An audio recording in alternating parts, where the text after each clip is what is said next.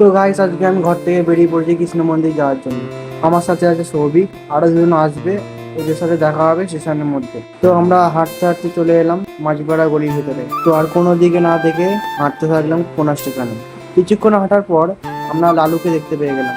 স্টেশনের সামনে আস্তে আস্তে দেখি প্রচুর জল জমে আছে। তাই আর কিছু না ভেবে জল দিয়ে হাঁটা মারলাম। টিকিট কাউন্টারের সামনে এসে ফটাফট টিকিট কেটে ফেললাম। তারপরে সিঁড়ি দিয়ে উঠে গেলাম স্টেশনের উপরে।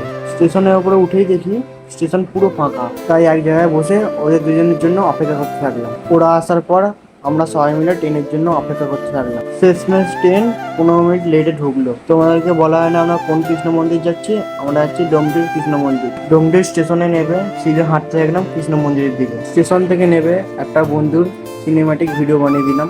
আবার জঙ্গলের রাস্তা দিয়ে হাঁটতে থাকলাম কৃষ্ণ মন্দিরের দিকে। কিছুক্ষণ হাঁটার পর আমরা ব্রিজ টপকে রোডে উঠে পড়লাম। রোডে উঠে আর 5 মিনিটের রাস্তা মন্দিরে যাওয়া। শেষমেশ আমরা মন্দির জুম করে দেখতে পেলাম। মন্দিরের সামনে এসে পা ধুয়ে আমরা মন্দিরের ভেতরে ঢুকে গেলাম। মন্দিরের ভেতরে ভালোই ভিড় হয়েছে সামনে জন্মাষ্টমী বলে। মন্দিরের ভেতরে কিছুক্ষণ বসে আবার বাইরের দিকটা বেরোতে লাগলাম। মন্দির থেকে বেরিয়ে জুতো পরে বাইরের দিকে হাঁটা মারলাম। কিছুক্ষণ হাঁটার পরে একটা দোকানে বসে চা খেয়ে নিলাম। চায়ের সাথে হালকা করে ঝালমুড়ি বানিয়ে নিলাম। চা খাওয়ার পর ঝালমুড়ি খেতে খেতে স্টেশনের রাস্তার দিকে হাঁটতে থাকলাম। তাড়াতাড়ি করে রোডে উঠে সন্ধ্যা হওয়ার আগে চলতে চলতে স্টেশনে পৌঁছে গেলাম। ট্রেনে ওঠার পর আজকে আমরা এখানে ব্লগ শেষ করলাম। ভিডিওটা ভালো লাগলে লাইক করে দিও আর সবার সাথে শেয়ার করে দিও।